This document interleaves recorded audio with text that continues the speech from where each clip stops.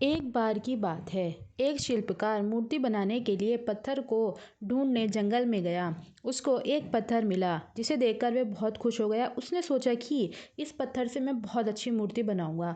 कुछ दूरी चलने के बाद उसे फिर एक और पत्थर मिला।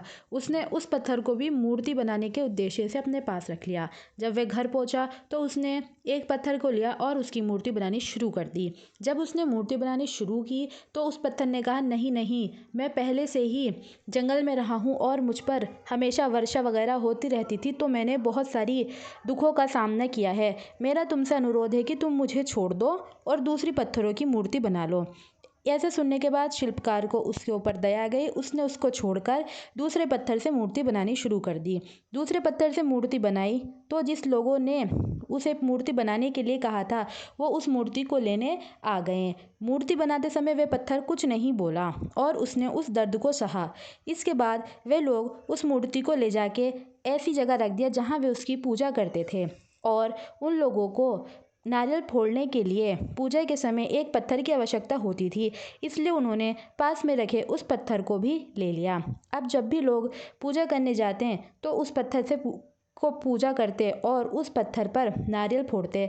ऐसे में उसको दर्द होता और वह ज़ोर ज़ोर से चिल्लाता। तब वह मूर्ति से बने पत्थर से कहता कि तुम्हारी ज़िंदगी कितनी अच्छी है, लोग तुम पे पूजा करते हैं, दूध चढ़ाते हैं और प्रसाद भी चढ़ाते हैं।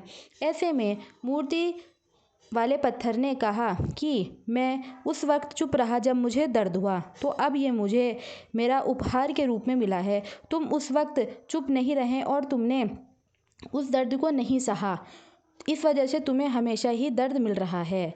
हमें उस वक्त के दर्द को सहना चाहिए जब हमें पता है कि हम प्रगति कर रहे हैं।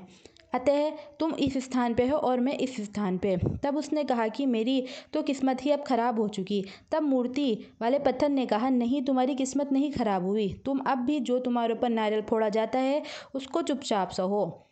तब वे ऐसा ही करने लगा। उसके बाद लोग जब उस पर नारियल फोड़ते तो उसको ये महसूस होता कि मुझ पर नारियल का जल चढ़ाया जा रहा है। इसके बाद जब उसको नारियल तोड़ने से उसको एक शेप मिल गई, तब उस पत्थर को उठाकर भी मूर्ति वाले स्थान पर रख दिया गया। ऐसे में अब लोग उसकी भी पूजा करते और उस पर भी दूध वगैरह चढ़ाते हैं। दोस्तों, यदि आपकी स्थिति बहुत ख़राब है तब आप उस वक्त को सहें और एक बेहतर तरीके से उसका उपाय निकालें कि जिस वजह से आपकी परिस्थिति ख़राब है। यदि आप उस परिस्थिति में ही रहेंगे और उस परिस्थिति को सिर्फ दिमाग से सोच सोच के निकाल लेंगे और कभी उसका उपाय नहीं निकालेंगे, तब वो परिस्थिति भी हमेशा बनी रहेगी और आपकी जीवन भी सफल नहीं हो पाएगा। दोस्तों, हमारा आपसे अनुरोध है कि हमारे चैनल को सब्सक्राइब करें और वीडियो को लाइक ज़रूर करें।